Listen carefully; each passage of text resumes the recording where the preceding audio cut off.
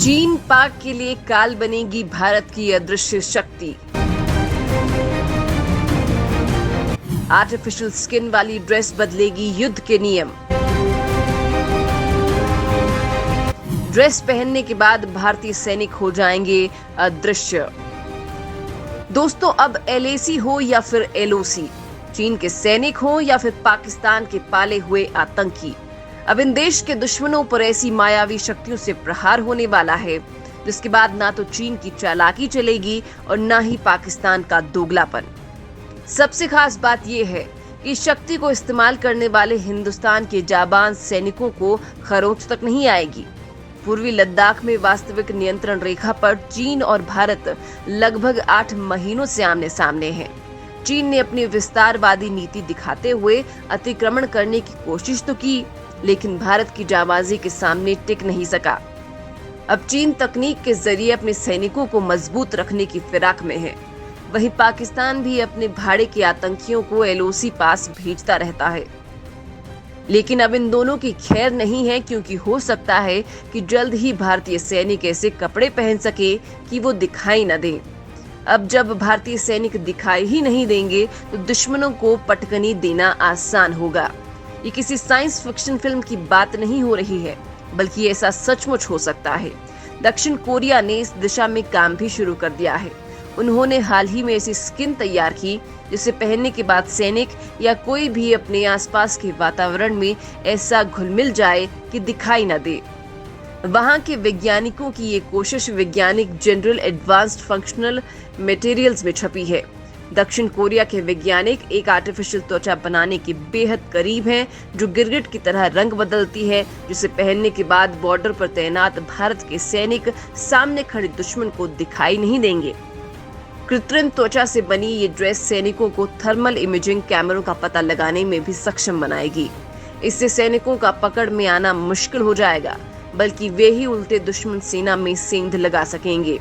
साथ ही ये काफी फ्लेक्सिबल भी होंगे ताकि सब पर फिट आ सकें। इस तरह की आर्टिफिशियल स्किन के पीछे एक खास विज्ञान काम करता है। इसमें पिक्सेलराइज्ड स्क्रीन होती है जो थर्मोक्रोमिक लिक्विड क्रिस्टल का इस्तेमाल करती है। टीएलसी वो तत्व है जो खास तापमान पर खास रंग में बदल जाता है। पहले से ही वैज्ञानिक इसका उपयोग हीट ट्रांसफर में करते आए हैं। खास बात यह है कि ये रंग वहां के वातावरण से मिलता है। पूर्वी लद्दाख में दिसंबर-जनवरी में 40 फीट तक बर्फ जम जाती है। अगर कोई सैनिक इस ड्रेस को पहनकर खड़ा होगा तो दुश्मन को सिर्फ बर्फ का कोई पहाड़ ही समझ आएगा। इसकी सबसे बड़ी खासियत ये है कि बर्फीले पहाड़ों में तैनात सैनिकों को सर्दी से भी ये ड्रेस बचाएगी, क्योंकि इसमें बहुत जल्द गर्म और ठंडा होने की क्षमता है। लेकिन इसकी एक और खासियत ये है कि इसे कहीं भी पहना जा सकता है, यानी बर्फीले पहाड़ों से लेकर जंगली इलाकों और मैदानी क्षेत्रों तक में दुश्मन को ये ड्रेस चकमा देने की क्षमता रखती है। अभी भारतीय सैनिकों के पास जो ड्रेसेस हैं वो अलग अलग जंग के मैदान के हिसाब से डिजाइन की गई हैं। सियाचिन और लद्दाख में भारतीय सैनिक अभी ऐसी ड्रेस पहनते हैं जिससे दुश्मन को पता लगाना मुश्किल होता है कि ये सैनिक हैं या फिर बर्फ का कोई टीला है। जंगली इलाकों में आतंकवादियों के खिलाफ ऑपरेशन में भी ऐसी ड्रेस सैनिक पहनते हैं जो बिल्कुल किसी पेड़ या घास जैसी लगती है। लेकिन कृत्रिम त्वचा से बनी ड्रेस हर इलाके में काम करेगी, जबकि अभी तक जो ड्रेस सैनिकों को मिलती है वो विशिष्ट इलाकों के लिए होती है। डेली मेल में भी इस आर्टिफिशियल स्किन की खूबियां बताई गई हैं। ये कई टुकड़ों में होता है जो आसानी से पहना जा सकता है और किसी मिशन में सैनिकों को इसे पहनने के बाद कोई असुविधा भी नहीं होती है। अनुमान लगाया जा रहा है कि जल्द ही बहुत से देशों की सेनाएं इसे ले सकेंगी। हालांकि अब तक ऐसी कोई निश्चित जानकारी नहीं आई है कि दक्षिण कोरिया और किसी देश के बीच इसे लेकर कोई करार हुआ हो।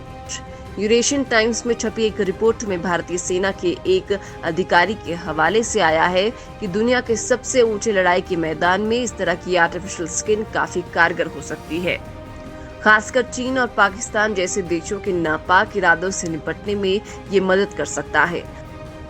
हालांकि अब तक ये भी नहीं पता है कि कोरियाई वैज्ञानिकों ने क्या इसे ऐसे तैयार किया है कि बेहद सर्दी में भी ये उसी तरह से काम करें। चीन पहले से ही पूर्वी लद्दाख में अपने सैनिकों को तरह तरह की तकनीकों से लैस कर रहा है।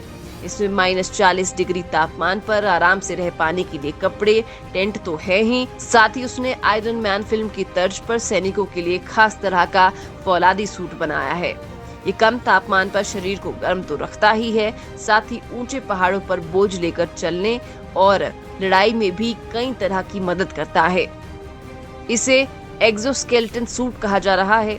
इसमें हेलमेट, बॉडी आर्मर, कानों के लिए रक्षा कवच, प्रोटेक्टिव ग्लास, घुटनों और कोहनियों के लिए सुरक्षा कवच के साथ ही ग्रेनेड लॉन्चर, सब मशीन गन, युद्ध में काम आने वाला चाकू, स्निपर राइफल जैसे हथियार लगे रहते हैं। इसके अलावा सूट में दिन और रात में समान तरीके से देखने का सिस्टम लगा होने का दावा किया जा रहा है। फिलहाल साउथ कोरिया में जो तकनीक तैयार हो रही है वो चीन को तो नहीं मिल सकती, क्योंकि दक्षिण कोरिया और चीन के रिश्ते पहले से ही तनावपूर्ण रहे हैं। ऐसे में उम्मीद की जा सकती है कि वो इस तकनीक का सौदा भारत से कर ले। हालांकि अगर ऐसा ना होकर चीन के साथ भी ये सौदा हुआ तो भारत शायद इसका इस्तेमाल करने से परहेज करे।